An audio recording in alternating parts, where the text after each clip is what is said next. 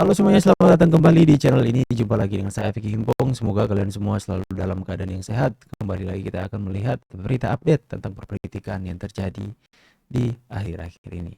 Link original video saya sertakan di deskripsi. Jangan lupa tekan tombol subscribe, nyalakan notifikasi supaya kalian semua tidak ketinggalan berita yang diupdate di channel ini.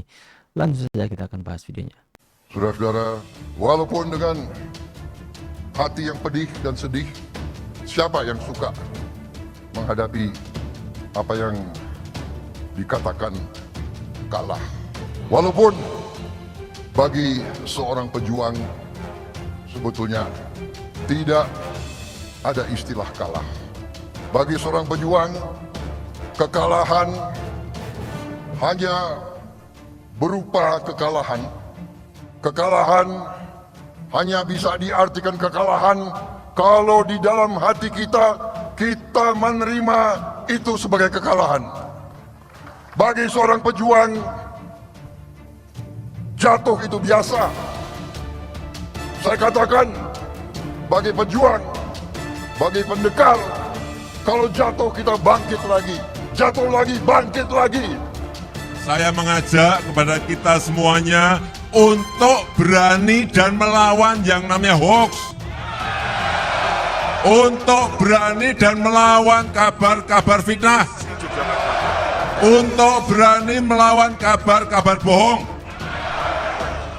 Karena sekarang tidak hanya di media sosial, tetapi dari pintu ke pintu sudah mulai merusak dan ingin memecah belah negara ini. Dan menurut saya sebaiknya seorang Prabowo Subianto tidak lagi mencapreskan diri karena berpotensi tidak menang.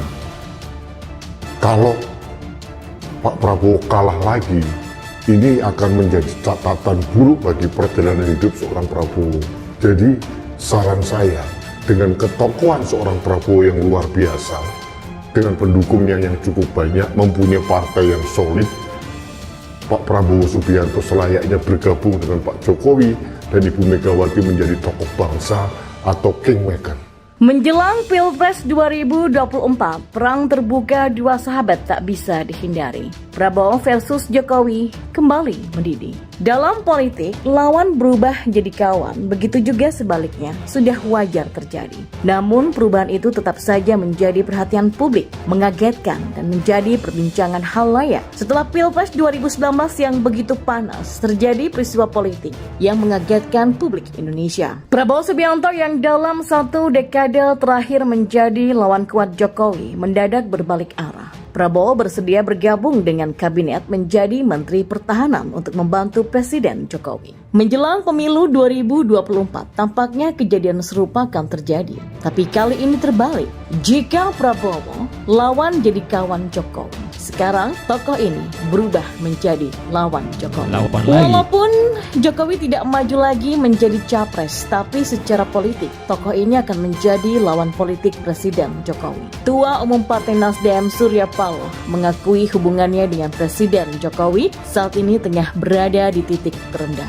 Dalam wawancaranya dengan CNN Indonesia, Paloh bahkan khawatir hubungannya dengan Jokowi akan berada di posisi minus. Menurut dia, jika sampai di titik minus, hubungannya dengan orang nomor satu di Indonesia itu akan sulit diperbaiki. Pasangan surut hubungan Nasdem dengan Istana mulai merenggang sejak pencalonan Anies Baswedan pada Oktober kemarin. Sejak itulah Presiden Jokowi beberapa kali menunjukkan gelagat kerenggangannya dengan Surya Paloh. Nasdem bahkan terakhir menjadi satu-satunya partai koalisi yang tak diundang di Istana oleh Jokowi. Jokowi pun mengakui dirinya tidak mengundang Surya Paloh dalam pertemuan itu karena menurutnya Nasdem telah membentuk poros koalisi di luar pemerintah dengan mengusung Anies. Melihat ke belakang, Jokowi sebenarnya punya rekam jejak hubungan yang panjang dengan Surya Paloh. Jokowi menjadi orang pertama yang didukung oleh Nasdem di Pilpres sejak Nasdem mulai dipimpin oleh Surya Paloh pada tahun 2013 silam. Pada Pilpres 2019, Nasdem juga menjadi partai pertama yang kembali mendukung Jokowi untuk periode keduanya. Sejak saat itu keduanya rutin bertemu empat mata. Surya Paloh kerap datang ke istana untuk bertemu dengan Jokowi. Kendati kerenggangan hubungan keduanya saat ini tak lagi bisa ditutupi, 3 Menteri Nasdem masih tergabung dalam kabinet pemerintahan. Mereka yakin Menkominfo Johnny G. Plate, Menteri Kehutanan Siti Nurbaya Bakar, dan Menteri Pertanian Syahrul Yassin Limpo makin dekat pesta demokrasi tahun depan. Kerenggangan Surya Paloh dan Jokowi dinilai akan semakin memuncak. Bukan tidak mungkin beberapa waktu ke depan Presiden Jokowi akan menunjukkan keseriusannya untuk mendepak semua menteri yang berasal dari Partai Nasdem. Selama ini Nasdem mendapat tekanan luar biasa dari PDIP untuk keluar dari kabinet. Tapi rupanya hubungan baik antara Paloh dan Jokowi mampu menggagalkannya. Karena hubungan baik inilah terus berubah menjadi tidak baik, maka kenyataan pahit yang harus siap dihadapi Surya Paloh dan Partai Nasdem. Mereka harus bersiap-siap didepak dari kabinet dan mulai menjadi oposisi. Setelah semua menteri Nasdem didepak, maka akan terjadi perang terbuka antara dua sahabat ini sebagai lawan politik di periode berikutnya. Duel Ganjar versus Prabowo diprediksi bakal bertemu di putaran kedua. Merujuk lembaga survei, hanya Ganjar yang terus kokoh di urutan pertama, sementara Prabowo berada di bawahnya. Kekuatan masing-masing pun sudah menjadi obrolan di mana-mana. Bahkan dari sana muncul pembahasan hingga dugaan bahwa pemilih Anies kemungkinan akan berlabuh ke kubu Prabowo di putaran kedua. Dengan tambahan dukungan itu, maka Prabowo akan gampang mengalahkan Ganjar. Kalau semudah itu gambarannya, Prabowo saat ini bisa tidur nyenyak dong ya. Tapi kenyataannya memang tidak demikian. Kubu Prabowo bahkan masih terlihat kebingungan menentukan langkah. Namun cawapres sampai sekarang juga belum ditentukan. Kita tahu elektabilitas Prabowo yang sempat menguat tak lepas dari endorse Presiden Jokowi. Para pendukung Jokowi harus diakui ada yang mulai terkesan dengan sikap yang diperlihatkan Prabowo semenjak berada di pemerintahan karena pengaruh Jokowi. Artinya ada pemilih Jokowi yang kepincut sama Prabowo. Tapi jika duel Ganjar versus Prabowo terjadi, rasionalitaslah yang akan kembali bekerja. Alasan kita dulu memperjuangkan Jokowi salah satunya adalah menjaga demokrasi negeri ini dengan mencegah kelompok-kelompok garis keras untuk masuk dan menduduki pemerintahan.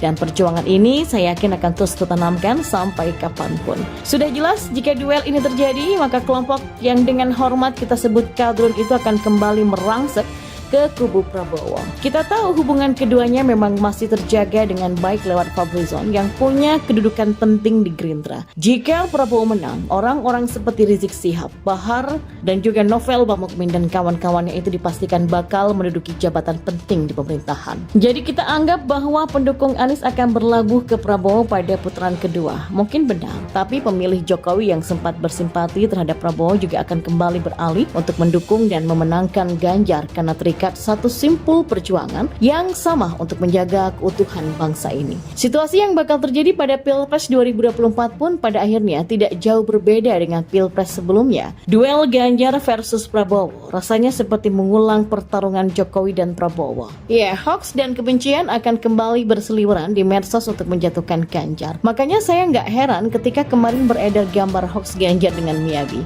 Karena memang itulah cara yang bisa dilakukan oleh kelompok ini. Dan tidak menutup kemungkinan hoax-hoax yang lain bakal juga menyusul. Sama seperti yang dulu pernah menerpa Jokowi. Dituduh PKI sampai difitnah anti-Islam. Gerakan ini memang terus. Itulah cara-cara mereka ya, memfitnah lebih baik. Oke, jadi saya pikir akan sangat seru pemilihan presiden di tahun 2024 karena ya di dua pemilihan terakhir itu hanya ada Pak Prabowo dan Pak Ganjar. Kali ini ada Anies Baswedan yang nimbrung juga ya, udah tahu-tahu pasti kalah masih saja mau nyapres. Tapi ya nggak apa-apa supaya kita semakin seru saja, semakin ramai. Dan saya berharap Pak Ganjar akan terpilih karena beliau memiliki rekam jejak yang lebih baik dari yang lain. Saya berharap kalian juga memiliki cara pandang yang sama dengan saya.